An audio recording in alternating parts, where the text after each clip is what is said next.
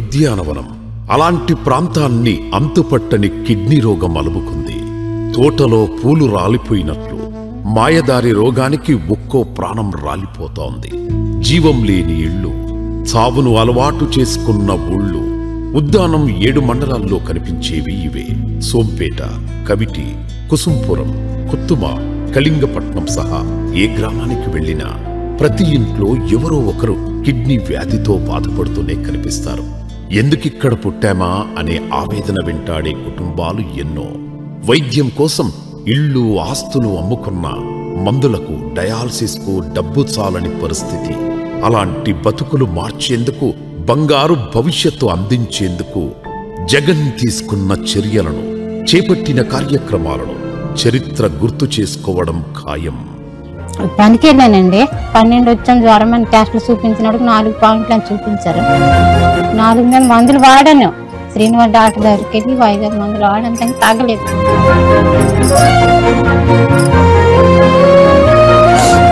ఇప్పుడు బాగుంటుంది, రేపు మళ్ళీ ఆవేశం. వాళ్ళు ఇచ్చిన డబ్బులు మాకు సాలడమే లేదు. 1985-86 మధ్య ఉద్దాన ప్రాంతంలో కిడ్నీ వ్యాధి మొదటిసారి నిర్ధారణ అవగా 1990 నాటికి సమస్య తీవ్రమైంది. తమ బతుకులు మార్చండి అంటూ జనాలు ఎన్నో ఆందోళనలకు దిగినా ఆనాటి పాలకులు పట్టించుకోలేదు. పైగా సమస్యలను తేలికగా తీసుకున్నారు. దీంతో బాధితుల సంఖ్య పెరిగింది. ఉద్దానం ప్రాంతంలో 7 మండలాల్లో ఎవరిని కదిలించినా కన్నీళ్లే. పాలకులు మారారు, కానీ సమస్యకు ఎవరూ పరిష్కారం చూపించలేకపోయారు. తనో పెద్ద విజనరీ అంటూ అడిగిన వాళ్లకు, అడగని వాళ్లకు డబ్బా కొట్టుకునే చంద్రబాబు సుదీర్ఘకాలం సీఎం చేసి కూడా ఉద్దానం వైపు కన్నెత్తి చూడలేదు. తిత్లీ తుఫాన్ టైంలో ఏదో మొక్కుబడిగా పర్యటించి భరోసా ఇవ్వలేదు కదా, బుల్డోజర్తో తొక్కిస్తా, తొక్క తీస్తా, తోలు తీస్తా అంటూ బాధితులపై అహంకారం చూపించారు. ఉద్దానం జనాల కన్నీళ్లను రాజకీయం కోసం వాడుకున్నారే తప్ప చేసింది ఏమీ లేదు. తమ బతుకులు ఇంతేనా, బతికే మార్గం లేదా అని ఆశగా ఎదురు చూస్తున్న కళ్లకు జగన్ ధైర్యమయ్యారు.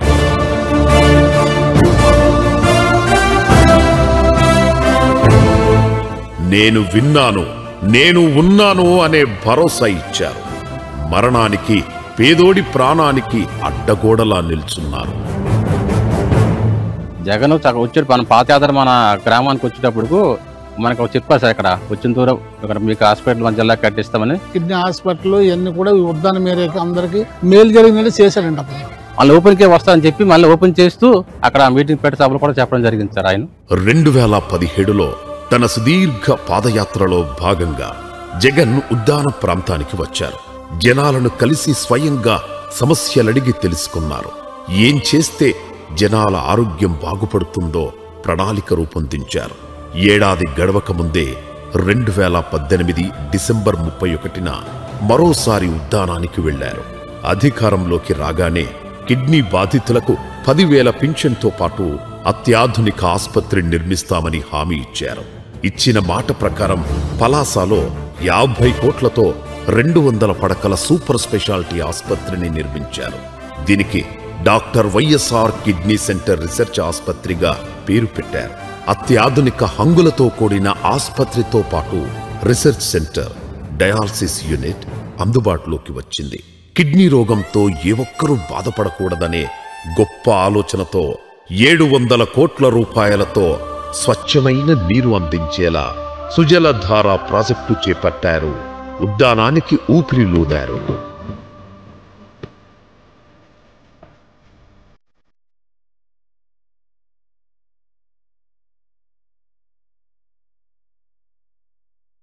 అంటే వైఎస్ఆర్ సుజల స్రవంతి అనే పేరుతోటి మాకు వచ్చింది. పర్వాలేదు, కొలాయిలండి వేశారు. అప్పుడు వైఎస్ఆర్, ఇప్పుడు జగన్. పేదోడి ప్రాణం కోసం పరితపించిన నేతలు ఇద్దరే. ఉద్దానాన్ని పీడిస్తున్న కిడ్నీ సమస్యకు ఓ పరిష్కారం చూపించాలని గతంలో చొరవ చూపిన ఒకే ఒక్క సీఎం వైఎస్ఆర్. అధికారులు ప్రణాళికలు కూడా సిద్ధం చేశారు.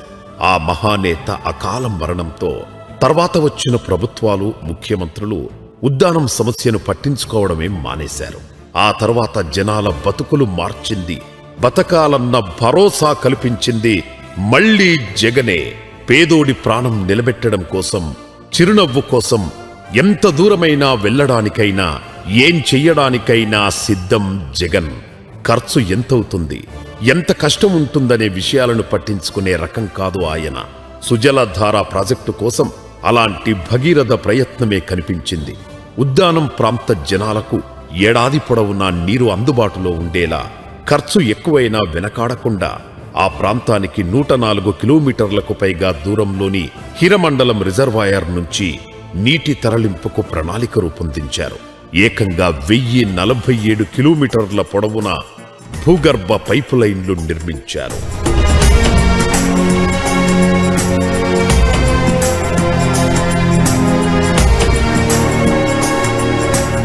ఇక్కడ రెగ్యులర్గా డయాలిసిస్ తీసుకుంటుంది, పెన్షన్ వస్తుంది. అయినప్పటికీ పెన్షన్ వచ్చినా ఏం లాభం. మా పాప పెళ్ళి అవ్వాల్సిన పాప. ఇప్పుడు మనం ఉద్దానం, కబిటి, కంచిలి, సోంపేట, విశ్వపురం మీరు బ్లడ్ టెస్ట్ ఇప్పుడు పెట్టండి, ప్రతి ఇంట్లో 1 2 పేషెంట్లు వస్తుంది. జగన్ అధికారం చేపట్టిన తర్వాత కిడ్నీ రోగులకు అండగా ఉండేందుకు పింఛన్ పెంచారు. అప్పటి వరకు 3,500 రూపాయలు ఉన్న పింఛన్ను 10,000కు పెంచారు. సోంపేట సిహెచ్సి డయాలసిస్ సెంటర్లో 13 పడకలను 21కి, కమిటీ సిహెచ్సి డయాలసిస్ సెంటర్లో 10 పడకలను 19కి పెంచారు. హరిపురంలో కొత్తగా 10 పడకలతో డయాలసిస్ సెంటర్ ఏర్పాటు చేశారు. అంతకుముందు టీడీపీ హయాంలో డయాలసిస్ రోగులకు 20 రకాల మందులే అందుబాటులో ఉండేవి. జగన్ హయాంలో 37 రకాల మందులను అందుబాటులో ఉంచారు. కిడ్నీ రోగులకు నిరంతరం వైద్య పరీక్షల కోసం semi auto analysers, electrolyte analysers, urine analysers ను ఉద్దానం పరిధిలో ఉన్న 29 ల్యాబ్లలో అందుబాటులో ఉంచారు. టీడీపీ హయాంలో జిల్లా నెఫ్రాలజీ విభాగమే లేదు. వైసీపీ ప్రభుత్వం వచ్చాక శ్రీకాకుళం రిమ్స్ లో నెఫ్రాలజీ విభాగం ఏర్పాటు చేశారు.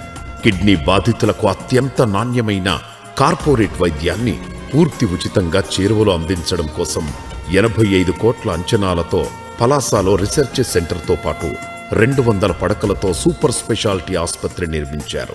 పింఛన్ పెంచి ఆసుపత్రి నిర్మించి సుజలధార ప్రాజెక్టుతో నీళ్లందించి ఉద్దానం సమస్యకు ఎండు కార్డు వేయాలని జగన్ ప్రయత్నిస్తే ప్రస్తుతం రోగుల సమస్యలను పట్టించుకోవడం లేదు. జగన్ హయాంలో 108 వాహనంలో 1 ట్రిప్ ఉచితంగా ఉండేది. అయితే ఇప్పుడు ఆ సేవలు అందడం లేదు.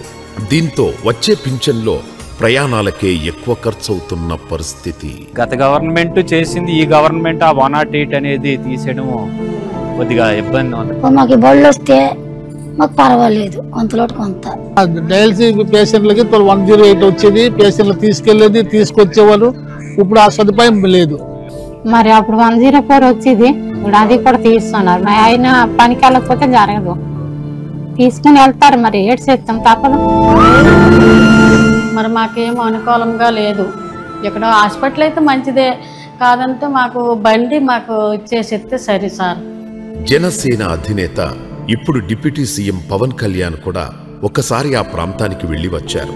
చాలా మాటలు చెప్పారు, ఇంత పరిష్కారం చూపించలేదు. పైగా అక్కడి జనాల బాధలను రాజకీయంగా మాత్రమే వాడుతున్నారు. సుజలధార, డయాలసిస్ సెంటర్లు, ఆసుపత్రుల నిర్మాణంతో ఉద్దానం రూపురేఖలు, భవిష్యత్తు మారబోతున్నాయంటూ ఓ సమయంలో పవన్ కళ్యాణ్ స్వయంగా ప్రశంసలు గుప్పించారంటే జగన్ గొప్పదనం అర్థం చేసుకోవచ్చు. ఆ ఉద్దానం ప్రాజెక్ట్ ని ముందుకు తీసుకెళ్లారు. అది గత ప్రభుత్వం దాన్ని పూర్తి చేసింది. ఉద్దానం సమస్యను ఎన్నో ఏళ్లుగా ఎవరూ పరిష్కరించలేదు. తాను మాటల మనిషి కాదని, చేతల మనిషినని జగన్ నిరూపించుకున్నారు. 14 ఏళ్లు ముఖ్యమంత్రిగా చేసిన చంద్రబాబు ఉద్దానం వైపు చూడకపోగా ఆ సమస్యను రాజకీయంగా వాడుకున్నారు. పేదోడు ఎప్పుడూ రాజకీయ వస్తువు అని చంద్రబాబు నిరూపించిన ఘటనలు ఎన్నో. అలాంటిది జగన్ ఒక మహాయజ్ఞానికి దిగారు. పేదల తలరాతలను మార్చేందుకు కష్టపడ్డారు.